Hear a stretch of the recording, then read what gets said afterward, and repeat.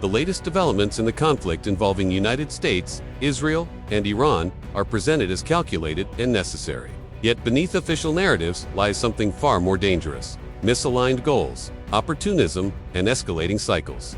At the center of this crisis are two figures whose alignment is often overstated: Donald Trump and Benjamin Netanyahu.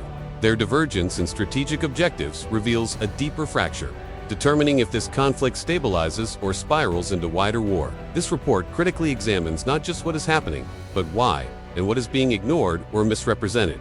Western political messaging frames the current escalation as a defensive necessity, preemptive strikes to prevent future threats. This narrative is clean, morally digestible, and politically useful, but it is also incomplete. Israel's strikes on Iranian infrastructure, particularly energy and military targets, are not merely defensive. They are strategic attempts to degrade Iran's long-term regional influence, preventing it from becoming a dominant power. Meanwhile, U.S. involvement is framed as stabilization.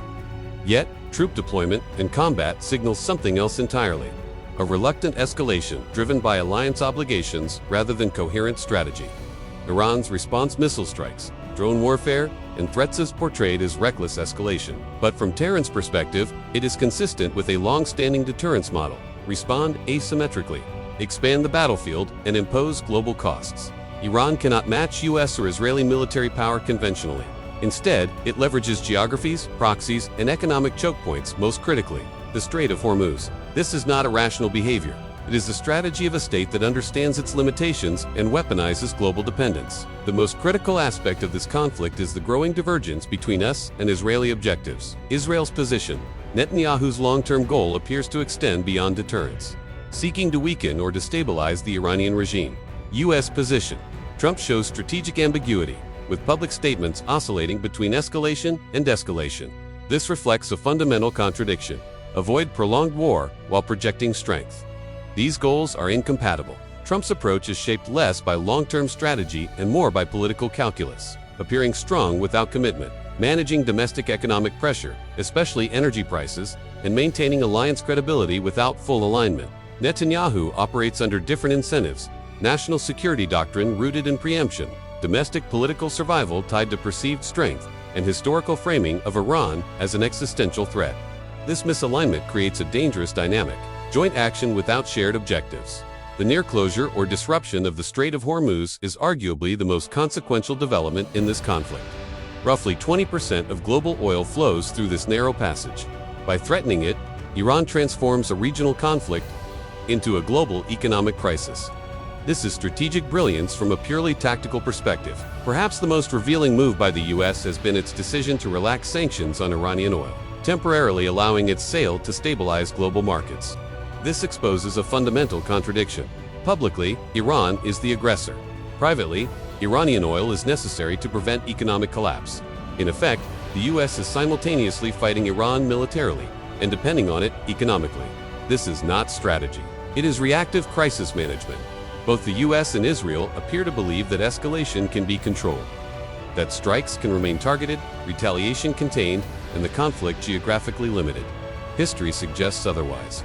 Every major escalation carries the risk of miscalculation, accidental escalation, and third-party involvement.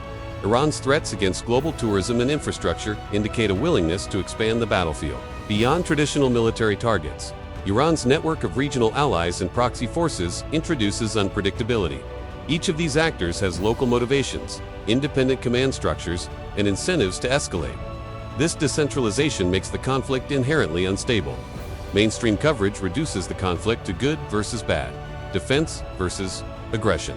This simplification obscures the structural realities: competing regional ambitions, economic dependencies, and political survival strategies. What is largely missing from coverage is a critical examination: whether current strategies are coherent, whether objectives are achievable, whether escalation pathways are understood. Instead, reporting often focuses on immediate development strikes, casualties, statements without interrogating the underlying logic.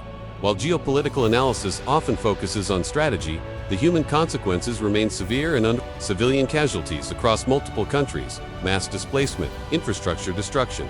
These outcomes are not accidental. They are predictable consequences of escalation-heavy strategies. Yet they remain secondary in policy discussions. Energy price spikes affect global inflation and supply chains. Political stability in import-dependent countries. This transforms a regional conflict into a global economic issue. Other major powers, particularly China and Russia, are closely watching and may exploit U.S. distraction. Market instability and diplomatic openings. This could accelerate shifts in global power dynamics. The uncomfortable answer is, no one is clearly winning. Israel achieves tactical successes but risks entanglement. Iran absorbs damage but expands the scope of the conflict.